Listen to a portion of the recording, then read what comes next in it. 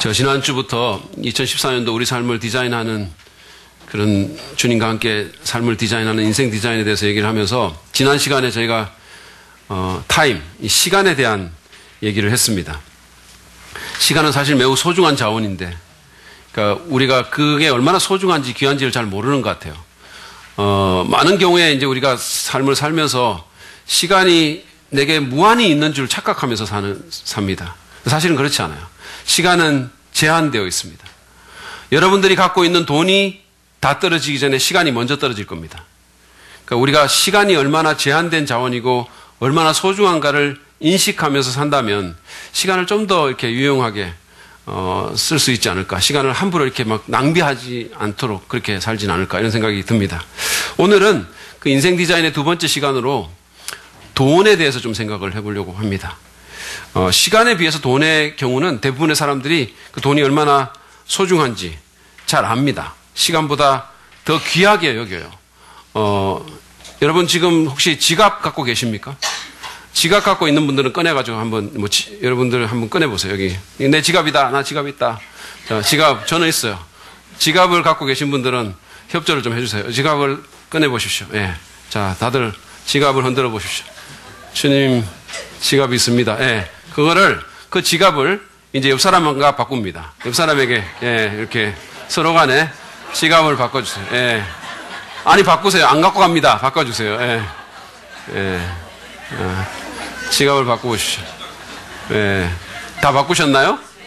예, 이제 헌금하겠습니다. 이제 헌금위원들 좀 나오시고, 예. 예. 돌려주세요. 예, 돌려주세요. 예. 우리 교회 좋은 교회니까 돌려주세요. 여러분, 잠시 동안이지만 다른 사람이 내 지갑을 들고 있을 때 기분이 어땠었나요? 이걸 내가 남한테 이렇게 줄 때. 예? 교회지만 그래도 어쨌든 누군가에게 이렇게 내 지갑을 줄 때. 그리고 이재기 목사가 농담 잘하는 줄 알긴 알지만 그래도 헌금하겠다 그랬을 때 여러분 마음이 어땠어요? 예. 우리는 돈을 굉장히 소중하게 여깁니다. 모든 사람들이. 실제로 돈은 우리 인간의 삶에서 굉장히 필요하고 또 중요합니다. 시간을 빼고 인생을 말할 수 없듯이 돈을 빼고도 우리가 인생을 말할 수 없습니다. 돈이 전혀 없으면 우리는 이 삶을 영위할 수가 없습니다, 사실은. 왜냐하면 돈이 없으면 먹을 걸 살 수도 없고 거처를 구하기도 굉장히 어렵습니다. 그렇죠? 돈이 없으면 하나님을 섬기고 이웃을 섬기는 것도 지장을 받게 됩니다. 교회가 만약에 돈이 없으면 교회는 사역을 하는데 필요한 비용을 감당할 수가 없게 될 것이고 사역을 못하게 될 것입니다. 그리고 그뿐만 아니라 선교하고 구제하는 누군가에게 베풀어주는 그런 삶도 교회가 살 수가 없게 됩니다. 따라서 우리가 인생을 제대로 디자인하기를 원한다면 돈에 대해서 반드시 생각을 해봐야 됩니다. 특별히 예수님을 믿는 크리스천으로서 우리가 인생을 디자인하기를 원한다면 이 돈에 대한 하나님의 관점이 어떻게 되는지를 우리가 이해를 해야 됩니다. 하나님께서 돈을 어떻게 보고 계시고 하나님께서 우리로 하여금 돈에 대해서 어떤 태도를 취하기를 원하시고 우리가 갖고 있는 이 돈을 어떻게 하기를 원하시는지 그걸 우리가 반드시 알아야 됩니다. 그래서 제가 인생 디자인의 두 번째 시간으로서 지난주처럼 예수님을 초청해서 예수님으로부터 이 돈에 대한 그런 지혜를 배우기를 원합니다. 제가 이제 예수님으로부터 돈에 대해서 배운다고 얘기를 하니까 여러분 돈과 예수님의 조합이 좀 이렇게 안 어울리는 것 같다는 생각이 들으세요? 거룩하신 예수님께, 무슨 재정 컨설턴트라면 몰라도 거룩하신 예수님께 이 세속적인 돈에 대해서 막 이렇게 배운다는 게 좀 엉뚱하다는 생각이 드십니까? 그렇지 않습니다. 복음서를 읽어보면요. 예수님께서는 그 어떤 주제보다 돈에 대해서 더 많이 말씀하셨어요. 사실은 기도나 예배나 전도나 이 모든 것을 합친 것보다 돈에 대해서 더 많이 말씀하셨습니다. 예수님께서 왜 그러셨을까요? 예수님께서 돈에 욕심이 많아서 그랬을까요? 예수님 사실 뭐 갖고 있는 게 하나도 없었어요. 돌아가실 때도 완전히 그냥 막말로 거지로 돌아가셨어요. 아무것도 없었어요. 예수님이 왜 그렇게 돈에 대해서 많이 말씀하셨을까요? 그것은 예수님께서는 우리 인간이 돈을 얼마나 중요하게 생각하는지를 너무 잘 알고 계셨기 때문이에요. 우리가 가장 귀하게 여기는 것이 돈이라는 사실을 그분이 아셨기 때문입니다. 그뿐만 아니라 예수님은 이 돈이 우리의 영적인 삶과 신앙에 있어서 굉장히 중요한 함의를 포함하고 있다는 사실도 알고 계셨습니다. 그래서 그렇게 돈에 대해서 많이 말씀하신 거예요. 돈을 제대로 다루지 못하면 올바른 크리스찬이 될 수가 없습니다. 사실은 예수님께서는 모든 것을 아시는 하나님의 아들이잖아요. 그렇죠? 그러므로 돈도 그 예외가 될 수는 없어요. 그분은 돈에 대해서 누구보다 잘 알고 계시고 어떻게 돈을 대하고 어떻게 돈을 쓰는 것이 가장 지혜로운지를 그분보다 더 잘 아시는 분은 없어요. 그 어떤 이 세상의 재정 컨설턴트보다 주님은 그런 부분에서 뛰어나십니다. 그래서 오늘 저희가 성경 말씀을 통해서 조금 살펴보기로, 사실 내용이 굉장히 많아가지고 제가 다음 주에도 할까 이렇게 생각했지만 어쨌든 좀 요약을 해서 이번에 돈에 대해서 좀 예수님으로부터 배우면서 인생 디자인을 해나가기를 원합니다. 먼저는 우리가 돈의 한계를 인식해야 한다는 사실을 주님으로부터 배웁니다. 우리는 돈의 한계를 인식해야 됩니다. 오늘날 우리는 사람들로부터 돈이면 안 되는 게 없어. 돈으로 못하는 게 뭐 있냐? 이런 얘기를 가끔씩 듣습니다. 전능하신 하나님이 아니라 전능하신 돈님이에요. 물론 여러분 이 돈의 힘이라는 것은 굉장히 큽니다. 그렇죠? 돈의 힘이 굉장히 커요. 실제로 그렇게 말하는 것처럼 돈의 힘은 굉장히 큽니다. 돈으로 굉장히 많은 것을 할 수 있어요. 우리는 돈으로 집도 사고 옷도 사고 먹을 것도 삽니다. 다시 말해서 이거는 돈으로 우리가 우리의 안전을 어느 정도 살 수 있다는 겁니다. 돈으로 사람들의 환심을 얻을 수도 있고 돈으로 내가 좋아하는 문화생활을 영위할 수도 있습니다. 돈으로 사랑을 표현할 수도 있고 돈으로 교육도 받을 수 있어요. 돈으로 굉장히 편한 비행기 좌석 티켓을 구할 수도 있고 돈으로 백화점이나 은행 같은 데서 더 나은 대접을 받을 수도 있습니다. 저는 단돈 1,000원으로 우리 플리피에 뽀뽀를 얻어낼 수 있어요. 제가 그렇게 사랑하는 우리 딸내미가 1,000원 주면 뽀뽀할 수 있어요. 돈의 힘은 막강합니다. 여러분, 돈으로 할 수 있는 게 굉장히 많아요. 그러나 돈은 전능하지는 않습니다. 돈은 한계가 있어요. 일단 우리가 가진 돈 자체가 무한하지 않습니다. 우리 누구도 무한한 돈을 갖고 있는 사람은 없어요. 그렇죠? 그러므로 내가 하고 싶은 모든 것을 다 하고 할 만한 돈을 갖고 있는 사람은 없어요. 왜냐하면 우리의 욕심이 무한하기 때문입니다. 욕심은 끝이 없다 그러잖아요. 그렇죠? 욕심은 한계를 모른다 그러잖아요. 우리가 뭘 하나를 사면 또 다른 걸 사고 싶어요. 처음에는 조금 만족이 되는 것 같다가 또 다른 게 사고 싶은 거예요. 그게 인간 심리예요. 우리가 만약에 차를 타는데 차를 좀 내가 지금 타는 차에서 한 등급 올려가지고 좀 더 좋은 거를 새 차를 샀어요. 처음에는 기분이 좋습니다. 한 6개월 간다 그래요. 모르겠어요. 근데 어쨌든 그래가지고 막 처음에 차 사면 막 난리잖아요. 막 주차장에서도 차 제일 없는데 저 멀리 막 세워놓고, 왜냐면 긁히기 싫으니까. 그리고 막 그 차 안에 아이들이 뭐 오렌지 주스 같은 거 흘리면 뭐 이거는 용서받지 못할 죄악을 범하는 거예요. 하여튼 난리가 나는 거예요. 한 6개월은 괜찮습니다. 그런데 그 정도 지나고 나면 또 다른 차가 사고 싶은 거예요. 좀 더 좋은 차, 좀 더 큰 차. 인간의 욕심은 한이 없어요. 그래서 우리가 볼 때는 정말로 무지무지하게 돈이 많을까? 아니, 저 사람들이 저 많은 돈을 도대체 어디에 쓰나? 이렇게 생각되는 사람들도 계속해서 돈 벌려고 애를 쓰잖아요. 여러분, 추신수가 연봉 받는 거 제가 계산을 해봤거든요. 하루에 6천만 원씩 벌어요. 아니, 하루에 6천만 원 갖고 도대체 사람 뭘 합니까? 그런데도 불구하고 그 사람은 돈 더 벌려고 할 거예요. 그러니까 우리의 욕심에 비해서 돈은 한계가 있다는 거예요. 뿐만 아니라 설사 우리가 무한하게 돈을 소유하고 있다 하더라도 그 돈이 못하는 게 여전히 있다는 겁니다. 돈은 할 수 없는 게 있어요. 예를 들어서 돈으로 음식을 살 수는 있지만 건강을 살 수는 없습니다. 돈으로 좋은 집을 살 수는 있지만 화목한 가정을 이룰 수는 없어요. 돈으로 누군가의 환심을 살 수는 있지만 존경을 얻어낼 수는 없습니다. 돈으로 최고급 침대와 멋진 잠옷을 살 수는 있지만 숙면을 살 수는 없어요. 돈으로 의식주의 문제를 어느 정도 해결할 수는 있지만 죽음의 문제까지 해결할 수는 없습니다. 돈으로 편안한 삶을 살 수는 있지만 위대한 삶을 살 수는 없어요. 돈의 한계를 아셨기 때문에 예수님은 누가복음 12장 15절에서 이렇게 말씀을 하셨습니다. 너희는 조심하여 온갖 탐욕을 멀리하여라. 재산이 차고 넘치더라도 사람의 생명은 거기에 달려있지 않다. 개역 성경에서는 사람의 생명이 그 소유의 넉넉함에 있지 않다 그랬어요. 우리 삶의 진정한 퀄리티가 돈의 다소에 달려있지 않다라는 말씀이에요. 돈이 많다고 반드시 괜찮은 삶을 사는 것은 아니라고 말씀하는 겁니다. 제가 전에도 말씀을 한번 드렸지만 우리 한국말에 우리는 돈 많은 사람들을 잘 사는 사람들이라 이렇게 얘기를 해요. 그래서 저 집 잘 살아, 저 집에 잘 산다 이렇게 말하면 저 집에 돈이 많다라는 뜻이에요. 근데 여러분 이 말은 정확하게 맞는 말이 아니에요. 돈이 많아서 잘 살 수도 있지만 그렇지 못할 수도 있습니다.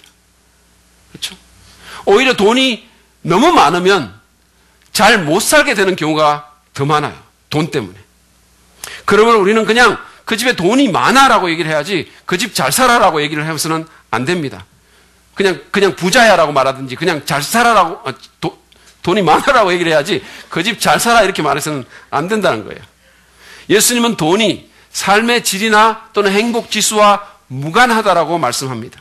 사람의 라이프가 사람의 인생이 그 소유의 넉넉함에 달려있지 않다라고 얘기를 했어요. 여러분 이 세상에 긍정적인 영향을 끼치고 존경받는 사람들 한번 생각해 보세요. 그들 가운데는 돈이 많은 사람도 있고 돈이 없는 사람도 있어요. 거의 거지 같은 사람도 있어요. 이게 무슨 뜻입니까? 그것은 그런 삶은 돈과는 무관하다는 거예요. 돈하고는 무관하다. 사람이 존경받고 영향력을 끼치고 행복한 삶을 사는 것은 그런 사람 가운데는 돈 많은 사람도 있고 돈 없는 사람도 있다는 말은 돈과는 무관하다는 뜻이에요. 실제로 예수님은 굉장히 이 땅에서 가난하셨습니다. 그분은 부유하신 분이었지만 정말로 모든 것을 소유한 하나님의 아들이었지만 우리를 위해서 가난하게 되신 분이셨어요. 그렇지만 그 누구보다도 복된 삶을 사셨어요. 그 누구보다도 존경받는 삶을 사셨어요. 제 말은 돈을 받지 말라거나 돈을 벌지 말라거나 또는 무슨 돈이 나쁘다 이런 얘기를 하는 것은 결코 아닙니다. 저는 우리 교회 성도님들 여러분들이 2014년도에 전부 다가 여기 계시는 한 분 한 분이 정말 열심히 일해서 정말 돈 많이 벌기를 원합니다. 정말로 그렇게 되기를 원해요. 왜냐하면 제가 사실은 부족한 목사지만 우리 교회 성도가 막 이렇게 어려움을 당한다는 그런 얘기를 들으면 제 마음이 너무 아파요. 정말로. 어떤 분이 건강이 참 어려워졌습니다. 어떤 분이 재정적으로 어려워졌습니다. 그러면 제가 진짜 마음이 너무너무 아파요. 때로는 막 눈물이 나요. 너무 가슴이 아파요. 그런 일들이 정말 우리 원래는 아무에게도 안 일어났으면 좋겠다는 그런 소망이 있습니다. 여러분 열심히 일해서 정당하게 돈 많이 버세요. 그리고 정말 잘 쓰십시오. 그러나 돈을 벌고 쓸 때 우리가 돈의 한계를 반드시 기억하면서 그렇게 하시길 바랍니다. 만약에 그렇지 않으면 여러분의 삶이 이상하게 디자인될 것이기 때문입니다. 돈의 한계를 인식하지 않은 채 돈을 벌게 되면 돈을 많이 벌면 벌수록 여러분은 그 돈에 의해서 나쁜 영향을 받게 될 가능성이 굉장히 큽니다. 그 반대도 사실은 마찬가지예요. 돈이 많이 벌려도 돈의 한계를 인식하지 못한 채 돈이 많이 벌려도 문제지만 돈의 한계를 인식하지 못한 채 돈이 안 벌리거나 또는 돈이 날아가게 될 경우도 굉장히 안 좋아져요. 여러분 돈이라는 게 그렇잖아요. 우리가 정말 이렇게 갖기를 원하지만 안 벌릴 수도 있는 거잖아요. 살다 보면 돈이 안 벌릴 수도 있고 내게 있는 돈이 갑자기 날아갈 수도 있잖아요. 그렇죠? 근데 만약에 우리가 돈의 한계를 인식하지 못한 채 그런 일이 일어나면 우리는 절망하게 될 것입니다. 삶의 모든 것을 잃어버렸다고 생각하게 될 거예요. 그래서 완전히 무너짐이 심하게 될 것입니다. 그러므로 여러분 돈의 한계를 인식하십시오. 돈은 전능하지 않아요. 돈이 때로는 안 벌릴 수도 있고 돈이 날아갈 수도 있지만 그러나 그렇다고 해가지고 인생이 끝나는 것은 아닙니다. 하나님이 계시면 다시 시작할 수 있어요. 돈이 많아도 마찬가지예요. 여러분 돈은 하나님이 아닙니다. 만약에 여러분이 돈에게 하나님의 역할을 기대한다면 돈은 결코 그 역할을 감당해 줄 수 없을 겁니다. 그리고 여러분은 깊이 실망하게 될 것입니다. 그러므로 돈의 한계를 인식하고 전능하신 하나님을 바라보며 그 안에서 경제활동을 하시는 여러분이 되시기를 바랍니다. 두 번째로 우리가 예수님에 대해서 이 돈에 대한 지혜를 배우는 것은 우리가 돈의 위험을 간파해야 된다는 겁니다. 돈의 위험을 간파하면서 경제활동을 해야 되는 거죠. 돈은 한계가 있을 뿐만 아니라 사실은 굉장히 위험합니다. 돈에는 지폐와 동전의 원래 기능 이상의 힘과 권세가 있어요. 도널드 맥클로우라는 사람이 말한 것처럼 돈에는 영적 지배력이 있습니다. 제 말을 잘 들으세요. 돈에는 영적인 지배력이 있어요. 그래서 예수님께서 마태복음 6장 24절에서 이런 말씀을 하신 겁니다. 아무도 두 주인을 섬기지 못한다. 한쪽을 미워하고 다른 쪽을 사랑하거나 한쪽을 중히 여기고 다른 쪽을 업신 여길 것이다. 너희는 하나님과 재물을 아울러 섬길 수 없다. 우리가 생각할 때는 안 그런 것 같아요. 그렇죠? 우리가 생각할 때는 돈도 좀 좋아하고 하나님도 섬길 수 있을 것 같은데, 그렇죠? 돈도 좀 사랑하고 하나님도 사랑할 수 있을 것 같은데, 근데 예수님은 완전히 딱 잘라서 말을 했어요. 이거는 양자택일의 문제다, 이렇게. 만약에 우리 마음이 돈에 가 있으면 하나님 못 사랑한다는 거예요. 만약에 우리가 돈을 섬기면 하나님 못 섬긴다는 거예요. 우리가 물론 교회에 나올 수는 있을지 모르고, 뭐 찬양할 때 감정에 겨워가지고 손을 들 수 있을지 모르겠지만, 그러나 진정으로 하나님을 영화롭게 하고 하나님을 예배할 수는 없다는 거예요. 만약에 돈에 우리의 마음이 가 있다면. 예수님은 돈을 하나님의 강력한 경쟁자로 인식하셨어요. 예수님은 여기 본문에서 재물에 대해서, 여기 재물, 너희는 하나님과 재물을 겸하여 섬길 수 없다라고 말했을 때 이 재물이라는 용어를 아람어로 맘몬이라는 단어를 쓰셨어요. 근데 이 맘몬이라는 단어는 돈이나 재물을 뜻하는 맘모나스라는 단어를 인격화시킨 겁니다. 의인화시킨 거예요. 말하자면 돈을 일종의 인격체 취급을 하신 겁니다. 그분은 돈이 단순한 하나의 물체가 아니라 살아있는 인격적인 세력임을 강조하기 원하셨어요. 말하자면 너희는 하나님과 돈신을 겸하여 섬길 수 없다라고 말씀하신 거예요. 오늘날 우리 사회에서 이 돈은 강력한 우상 가운데 하나예요. 정말로 제가 볼 때는 가장 강력한 우상 가운데 하나입니다. 오늘날 현대인들이, 특히 크리스천들이 무슨 집안에 불상 놔두고 우상 숭배하는 사람은 없지만 돈신 앞에 절하는 사람은 상당히 많을 거라고 저는 생각해요. 많은 사람들이 돈신에 절하고 돈에 속박되어 있어요. 돈 때문에 벌벌벌 떠는 거예요. 미국의 1달러 지폐에 보면 이런 문구가 쓰여 있어요. In God we trust. In God we trust. 우리는 하나님을 믿는다라는 뜻이에요. 이 사람들이 기독교 국가로 시작을 했기 때문에 돈에도 이런 걸 써놓는 것 같은데, 어쨌든 간에 이렇게 멋진 문구를 써놓고는 사실은 그러지 않고 돈을 더 의지하기 때문에 In God we trust라고 써놓고는 사실은 그것보다는 이 1달러짜리 지폐를 더 의지하기 때문에 어떤 사람이 이 문구를 바꿔야 된다고 비꿨어요. 어떻게 바꿔야 되냐면 In God이 아니고 In this God. 이 신에게 우리는 의지합니다. 이렇게 바꿔야 된다고 비꼰 적이 있어요. 여러분, 돈을 의지하는 것, 하나님이 아니라 그게 괜찮을 것 같으세요? 뭐 괜찮을 것 같은데? 혹시 그렇게 생각하시는 분이 있으십니까? 그렇지 않습니다. 괜찮지 않아요. 돈은 위험한 신입니다. 우리가 그것을 의지하기 시작하면 그것은 우리를 속박하고 우리 인생을 망가뜨릴 겁니다. 돈은 그것이 약속한 것을 절대로 우리한테 해주지 못해요. 해줄 수 있을 것 같지만 절대로 그렇게 못합니다. 여러분, 얼마나 많은 범죄가 돈 때문에 일어난지 아십니까? 얼마나 많은 가족관계가 돈 때문에 깨지고 험해지는지 아십니까? 얼마나 많은 사람들이 돈 때문에 인간적으로 못할 짓을 하고 하나님을 제대로 섬기지 못하는지 아십니까?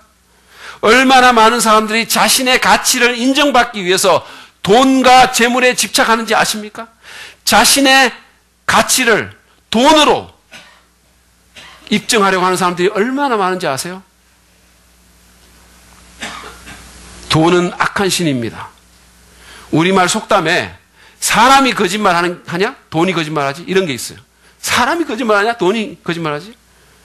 속담이라는 것은 오랜 세월을 지나면서 입증된, 검증된 말이기 때문에 여기에는 이론의 여지가 없어요. 사람이 거짓말하나 돈이 거짓말하지. 돈이 사람을 그렇게 만든다는 거예요. 돈은 믿을만하지 않습니다.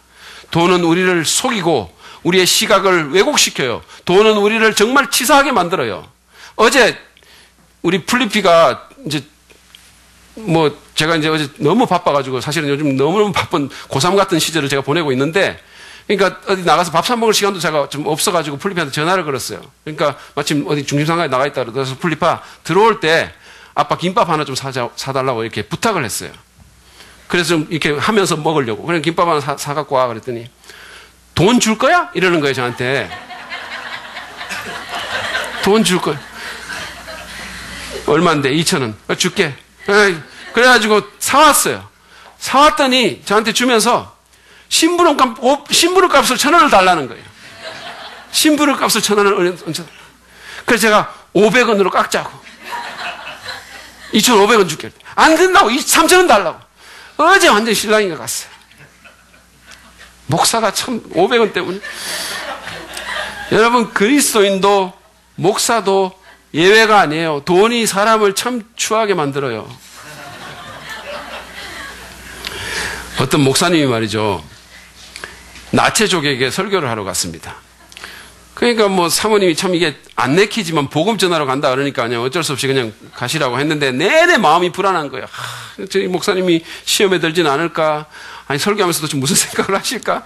너무 불안한 거죠. 그래서 목사님이 돌아오시자마자 사모님이 가가지고 물었어요. 어떻게 됐냐고 뭐. 아니 목사님 무슨 생각하면서 설교를 하냐고 그랬더니 목사님이 이렇게 대답합니다. 무슨 생각했냐고? 저 사람들이 도대체 헌금을 할 수 있을까 없을까 그걸 생각했어. 왜냐하면 다 벗고 있는데 아니 무슨 지갑 넣을 주머니도 없는데 헌금 제대로 준비했을지 그게 정말 너무 신경이 쓰이더라고 이렇게 얘기해요. 여러분 이 목사님 중증입니다. 사람이 돈에 집착하면 눈에 뵈는 게 없는 거예요. 돈을 벌고 경제활동을 하되 돈의 위험을 간파하면서 하시기를 바랍니다. 내가 돈을 소유하고 있는 게 아니라 돈이 나를 소유하고 있지는 않은지 정직하게 한번 질문해 보세요. 돈이 나를 갖고 노는 건 아닌지. 돈으로 나 자신과 다른 사람의 가치를 평가하고 있지는 않은지 질문해 보세요. 여러분, 사람들이 그렇게 되기 굉장히 쉬워요. 내가 돈이 있으면 내가 좀 더 나은 사람이 된 것 같고, 그렇죠? 내가 마티스 탈 때보다는 에쿠스 탈 때가 좀 더 내가 괜찮은 사람이 된 것 같고, 천만의 말씀이에요. 천만의 말씀이에요. 그건 완전히 착각도 그런 착각이 없어요. 여러분 혹시 그런 생각을 갖고 있지는 않습니까? 그렇다면 여러분은 좀 위험한 상태예요. 다른 사람을 평가할 때도 돈으로 그 사람의 가치를 내가 평가하고 있지는 않은지 한번 생각해 보시고 질문해 보시죠. 돈과 물질에 내 마음이 너무 쏠려서 내 마음속에 하나님에 대한 공간이 거의 없는 것은 아닌지 점검해 보십시오. 만약에 내가 무언가에 대한 욕심으로 헌금을 줄이고 베풀기를 꺼려 한다면 여러분은 지금 돈신의 신자가 되어가고 있는 중입니다. 만약에 내가 돈 때문에 내가 알고 있는 성경적인 원리를 타협하고 싶은 유혹을 강력하게 받고 있다면 여러분은 지금 돈신 앞에 절하려고 하고 있는 거예요. 바울은 디모데전서 6장에서 돈을 사랑하는 것이 일만 악의 뿌리가 된다라고 말을 했습니다. 돈이 아니라 돈을 사랑하는 태도가 그렇다는 얘기예요. 이거는 돈을 내가 지금 현재 많이 소유하고 있는가 돈이 없는가의 문제가 아니에요. 돈이 없는 사람도 돈을 사랑할 수 있어요. 그 어떤 사람보다 돈을 더 사랑할 수 있어요. 그러니까 돈이 많든 적건 간에 내가 돈을 사랑하고 있는가가 중요한 거예요. 돈을 사랑하는 것이 돈이 아니라 돈 그 자체가 아니라 돈을 사랑하는 것이 일만 악의 뿌리가 된다 이렇게 얘기했어요.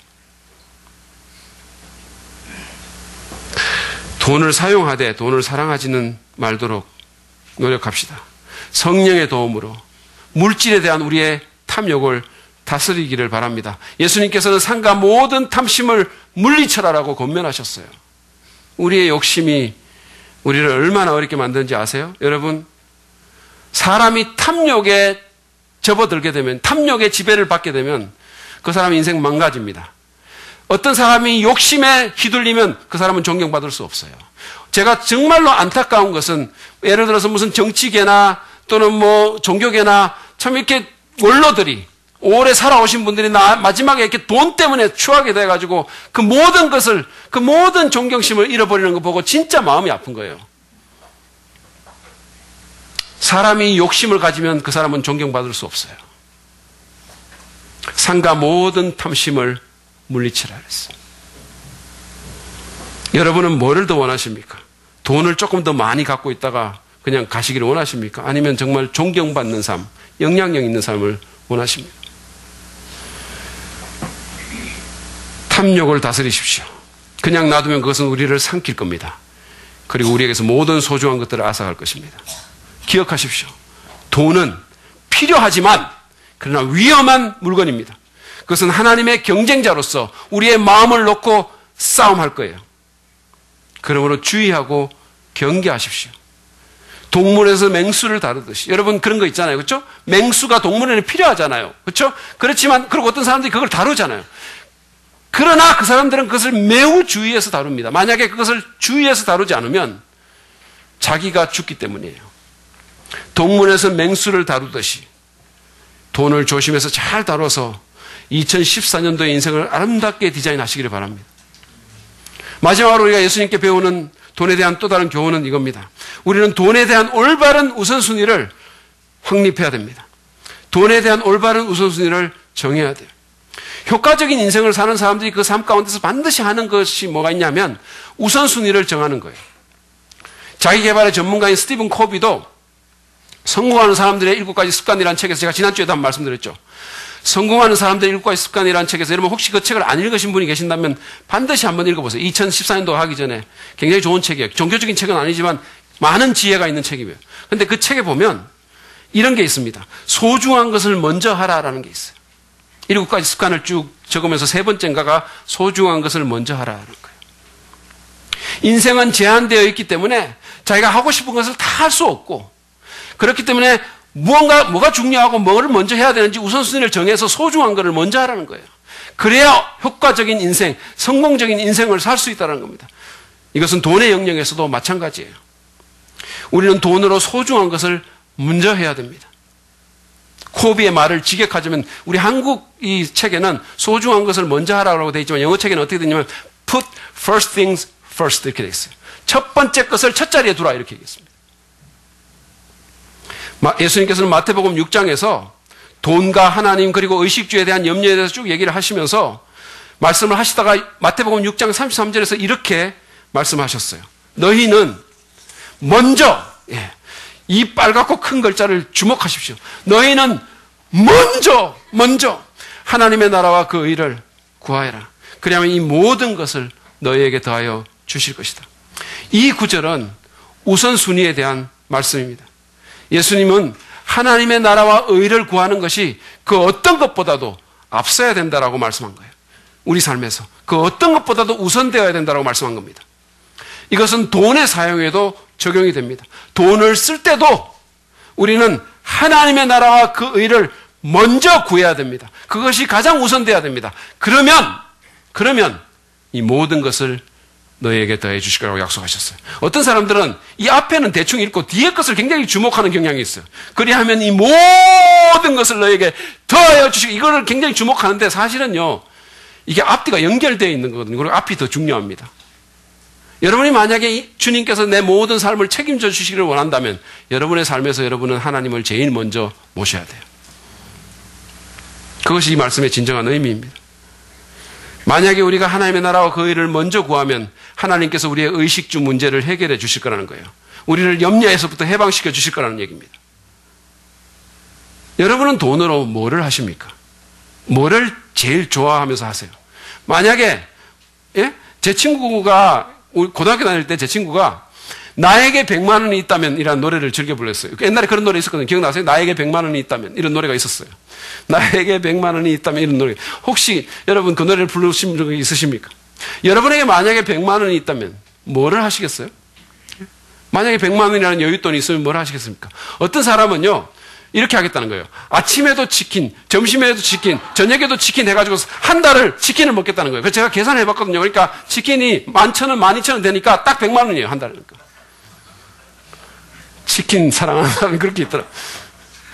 여러분 뭐 하시겠어요? 제가 여러분이 뭐를 하실지는 잘 모르지만 우리 교역자들이 100만 원이라는 여윳돈이 있으면 뭘 할지는 제가 알아요. 윤석호 목사님은 틀림없이 최신형 스마트폰을 사거나 아니면은 더 나은 아이패드 같은 걸 구할 거예요. 그러면서 이게 사역에 꼭 필요한 걸 반드시 덧붙일 거예요. 또는 아니면 무슨 카메라 렌즈를 살지도 모릅니다. 윤 목사님이 그렇게 할 거예요. 우리 김철기 전도사님은 제가 볼 때는 아마도 100만 원의 여윳돈이 있다면 유니클로 옷을 살 것 같아요. 제가 볼 때. 그것도 세일하는 걸로. 색깔 다 살 것 같아요. 여러분은 뭐에 돈을 쓰십니까? 런 블루라는 크리스찬 경제학자는 우리가 돈으로 하는 일은 사실상 5가지 뿐이라고 얘기를 했어요. 그게 뭐냐면 하나는 지출하는 겁니다. 우리가 돈이 있으면 돈 쓰는 거예요. 쇼핑하고 외식하고. 그다음에 또 하나는 상환합니다. 빚 갚는 거죠. 할부금 붓고. 그 다음에 또 하나는 세금 내는 겁니다. 그리고는 저축하고. 그 다음에는 헌금하는 것. 헌금이나 또는 기부하는 겁니다. 이게 우리가 돈으로 하는 모든 것이에요. 근데 대다수의 사람들의 재정적인 우선순위는 지금 여기 열거된 순서라는 거예요. 대다수 사람들의 재정적인 우선순위는 이런 식으로 간다는 거예요. 제일 먼저 지출하는 거예요. 일단 쓰고 보는 거예요. 일단 쓰고 봅니다. 그러고는 이제 빚을 갚는 거예요. 뭐 크레딧 카드로 긁어가지고 막 사고 했으니까 그 다음에 빚을 갚는 거예요. 그리고는 세금은 안 낼 수 없으니까 세금 내고. 그리고도 좀 남으면 이제 저축하려고 조금 이제 저축하고. 그리고는 이제 헌금은 진짜 뭐 헌금이나 기부는 거의 안 한다. 어쩌다가 하고. 이게 일반적으로 사람들이 돈에 대해서 갖고 있는 우선순위라는 거예요. 근데 여러분, 만약에 이것이 우리의 재정적인 우선순위라면 우리의 인생은 결코 아름답게 디자인될 수가 없어요. 우리는 결코 재정적인 안정과 자유를 찾을 수가 없어요. 늘 써버리니까 항상 쓰고 그리고는 빚 갚고 이러다 보니까 늘 여유가 없는 거예요. 늘 여유가 없으니까 늘 염려하게 되고 쪼들리고 그러니까 또 그거 하려고 그거 갚으려고 또 더 일을 해야 되고 그러니까 더 바빠지고 그러니까 더 사람이 인색해지고 베풀 거 없고 돈이 없고 하나님 못 섬기고 그렇다는 거예요. 그러다가 심하면 파산까지 하는 거죠. 쓰긴 썼는데 갚을 게 없으니까. 우리가 이런 식으로 우선순위를 정하면 미래의 재정적인 안정과 자유를 잃어버리면 물론이거니와 하나님 나라의 진보를 막는 결과를 가져오는 겁니다. 예수님께서는 이 우선순위를 뒤집으라고 말씀하시는 거예요. 제일 먼저 아까 그것 좀 보여주세요. 그 표 같은 거. 예, 제일 먼저 하나님의 나라와 그 의를 위해서 드리고 나누라는 거예요. 그러니까 제일 밑에 있는 제일 안 보이는 이 헌금이 제일 위로 제일 잘 보이게 가야 된다. 그렇게 하라고 주님이 말씀하신 거예요. 이것은 참으로 지혜로운 일입니다. 예수님은 이런 우선순위를 지키는 자에게 의식주의 안전을 하나님께서 보장해 주실 것이라고 약속하셨어요. 앤디 스탠리에 의하면 하나님에게 제대로 물질을 드리는 사람은, 이 말은 하나님의 뜻대로 헌금을 하거나 아니면 기부하거나 나누는 사람은 자기 재정에 하나님께서 친히 개입해 주실 것을 초청하는 것 같다라고 얘기를 했어요. 그렇게 하는 사람은 하나님, 나는 하나님이 중요합니다. 제 재정 생활에 개입하셔서 제 재정을 인도해 주십시오라고 초청하는 것과 같다는 거예요. 왜냐하면 하나님께서는 당신을 존중하며 후히 드리는 헌금에 응답하시기 때문입니다. 그래서 누가복음 6장 38절에서 예수님은 이렇게 말씀하셨어요. 주어라, 그러면 너희에게도 주어질 것이다. 되를 누르고 흔들어 넘치도록 재어서 너희의 품에 안겨주실 것이다. 너희가 남에게 줄 때에 잰 분량만큼 너희가 도로 받을 것이다. 만약에 넉넉하게 베풀고 많이 드리면 주님도 넉넉하게 대하겠다 얘기하신 거예요. 그렇지만 만약에 그렇지 않으면 주님도 그렇게 하지 않겠다라고 얘기한 겁니다. 말라기에서는 심지어 하나님을 한번 테스트 해보라고 얘기하셨어요. 성경에서 하나님을 테스트하라고 한 것은 이 구절밖에 없어요. 여러분 보십시오. 너희는 온전한 11조를 창고에 들여놓아 내 집에, 다시 말하면 성전에, 내 성전에 먹을거리가 넉넉하게 하여라. 이렇게 바치는 일로 나를 시험하여, 나를 테스트하여 내가 하늘 문을 열고서 너희가 쌓을 곳이 없도록 복을 붓지 않나 보아라. 나 만군의 주의 말이다. 우리가 우리의 재정생활에 하나님을 가장 우선적으로 모시면 하나님께서 역사해 주시겠다는 거예요. 이것은 마치 하나님을 우리의 재정생활에 역사해 달라고 모셔오는 것과 같은 행위예요. 만약에 우리가 이 우선순위를 뒤집어서 남는 걸로 하나님께 드리면 우리는 거의 드릴 수가 없을 뿐만 아니라, 왜냐하면 자꾸 쓰니까, 쓰고 없는데 어떻게 드립니까? 그러니까 막 쓰고 나서 안 남아요. 그러니까 못 드릴 뿐만 아니라 설사 드린다 하더라도 그것은 마치 남은 찌꺼기를 손님에게 대접하는 것 같다고 앤디 스탠리는 말했어요. 여러분, 손님 청해놓고 먹다가 남은 거, 이거 점심 내가 먹다가 좀 남은 건데 그래도 괜찮은 거거든요. 이러면서 드리겠어요? 그거는 손님에 대한 엄청난 무례잖아요. 근데 우리가 하나님께 어떻게 그렇게 하겠습니까? 특별히 우리가 그리스도인이라면. 그래서 우선순위를 뒤집어야 된다는 거예요. 그러면 헌금을 제외한 또는 기부를 제외한 나머지 부분의 우선순위는 어떻게 됩니까? 전문가들에 의하면 있는 대로 써버리기보다는 얼마간이라도 저축을 해라고 말을 합니다. 전에 우리 교회도 오셨던 자산관리 전문가인 김남순 대표가 우리에게 충고한 것처럼 조언한 것처럼 외식하거나 커피 마시는 거 이런 거 좀 절약해서 줄여서 미래를 위해서 저축해야 된다는 거예요. 그래야 내가 재정적인 안전을 담보할 수가 있고 그럼 훨씬 더 여유롭게 살아갈 수가 있다는 거예요. 여러분 만약에 커피가 마시고 싶다면요. 요즘 사람들 커피를 얼마나 좋아합니까? 그러니까 커피 전문점 가서 커피 마시면 뭐 어떻게 보면 이 대학생들 청년들은 하루에 3잔도 마신다는 거예요. 근데 여러분 만약에 커피가 마시고 싶다면 예? 스타벅스나 카페라떼 같은 데 가지 마시고 카페베네 같은 데 가지 마시고 사랑 ING에 오셔서 마시세요. 사랑 ING에서 오셔서 마시면 최소한 3,000원은 절약할 수 있어요. 맛도 괜찮습니다. 맛 좋아요. 자, 그러면 제가 계산을 해봤는데 이거를 하루에 한 잔씩 마신다고 치면 아주 보수적으로 잡아서 하루에 한 잔씩 마신다고 치면 하루에 3,000원이 절약되면요. 이거 계산해보니까 1년에 110만 원이에요. 엄청난 겁니다. 1년에 110만 원. 그래가지고 이거를 은행에 저축을 해서 복리로 불리면 몇십 년 지나면 여러분 집 삽니다. 사랑 ING 오세요. 절약하십시오. 절약하세요. 제가 우리 문삼하고 짜고 이런 얘기 하는 거 절대 아닙니다. 그래서 여러분 저축하십시오. 그 다음에는 뭘 해야 되냐면 빚을 갚아야 돼요. 빚을 갚으셔야 됩니다. 가능하면 할부로 뭘 사지 마세요. 가능하면. 물론 어쩔 수 없이 그런 경우가 있겠지만 가능하면 할부로 사지 마십시오. 능력도 안 되는데 막 그거 사고 싶어가지고 엄청난 차를 할부로 사가지고 그거 갚는다고 얼마나 고생을 하는지 몰라요. 그러니까 그거 갚아야 되니까 여유 없지. 여유 없으니까 헌금 못 드리지. 남에게 못 베풀지. 인색한 삶 살지. 언제나 쪼달리지. 염려하지. 그러니까 또 그거 갚으려고 또 더 일해야 되지. 그러니까 가족들한테 쓸 시간도 없지. 이게 무슨 인간의 삶이 이런 삶이 있습니까? 이거 얼마나 바보 같은 삶이냐 이거예요.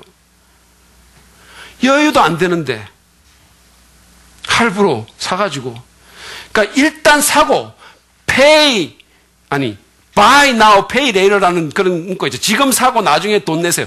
이거의 유혹에 흔들리지 마셔야 돼요. 여러분 이거 사가지고 있잖아요. 돈 내고 나면 나중에 돈 다 내고 나서 내 거 되면 고물돼요. 그거 가치 없어지는 거예요. 이거 바보 같은 짓이에요. 모든 자유를 잃어버리고. 그러므로 가능하면 그러지 마십시오. 요즘 세상에서 빚 안 지고 살기는 정말 힘들지만 그러나 어리석은 빚을 늘리지 않도록 우리가 주의해야 돼요. 여러분 지갑에 크레딧 카드 한 5개, 6개 있으면 다 잘라버리세요. 제게는 2개인가 밖에 없어요. 1개인가 2개인가 제가 아직도 확인 안 해봤는데 우리 집 사람이 다 잘랐어요. 저는.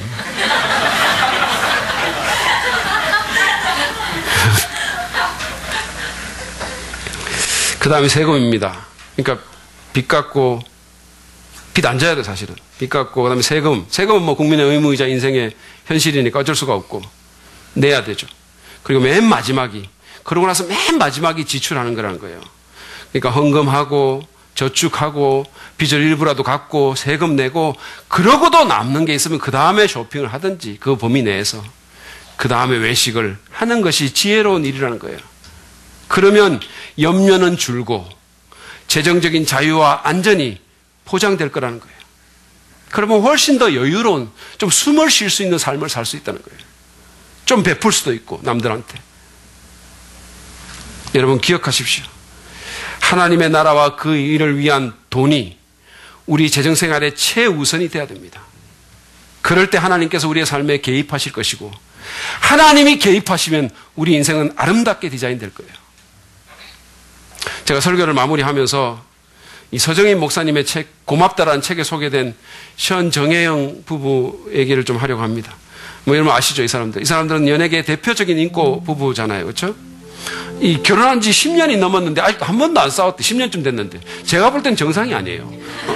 근데 하여튼 그렇게 사이가 좋은 사람이고 주님 참 믿는 신실한 크리스천이고 많은 사람들에게 선한 영향을 끼치는 그런 삶을 살고 있어요.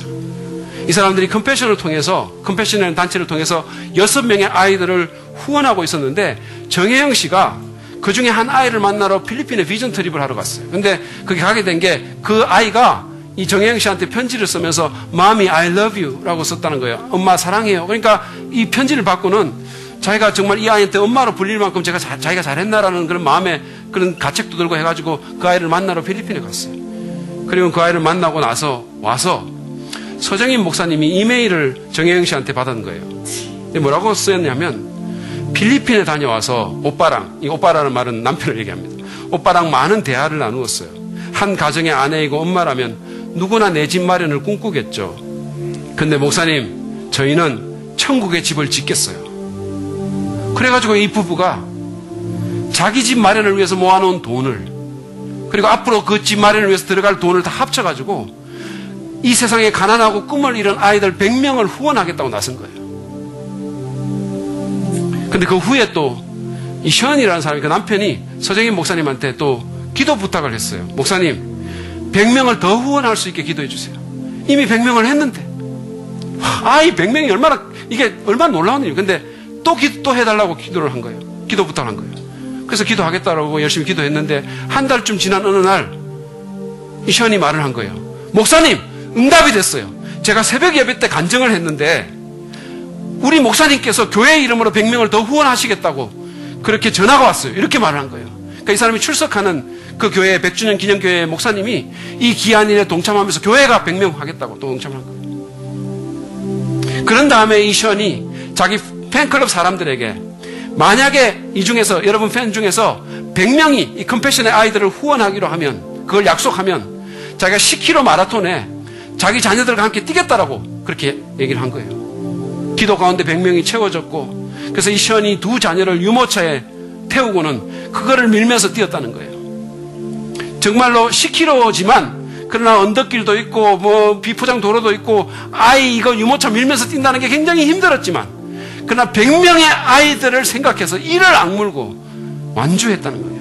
그렇게 해서 100명의 아이들이 또 꿈을 찾았던 거예요. 그리고 주님의 복음을 들을 수 있게 된 것입니다.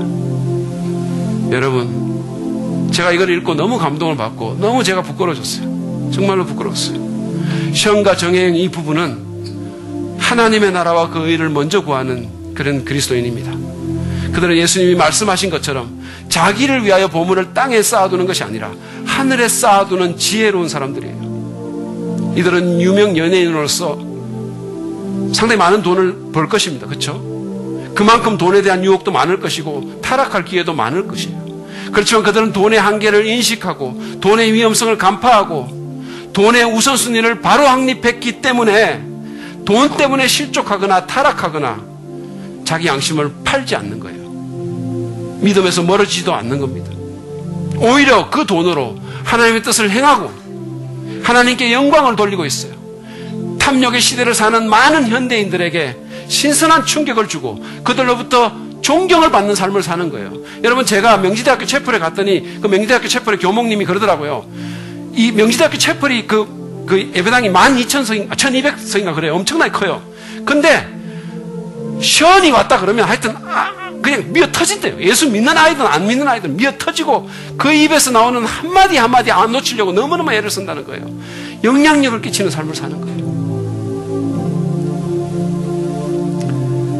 여러분, 비록 쌓아놓고 살지 않아도 이 사람들은 행복하고 부족함이 없이 살고 있어요.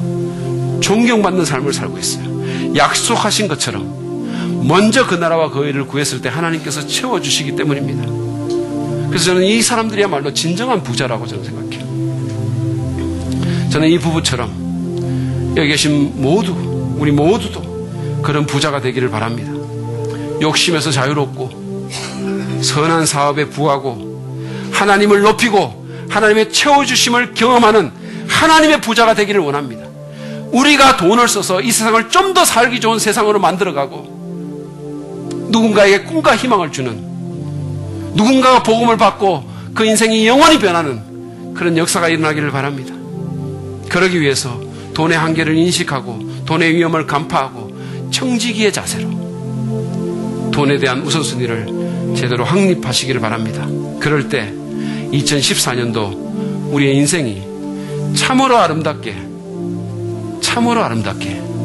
디자인될 수 있을 것입니다. 아멘. 이 시간 우리가 주의 말씀을 생각하면서 찬양하면서 주님 앞에 좀 나가겠습니다. 우리의 참 마음을 정말 멜로디를 붙여서 우리가 주님 앞에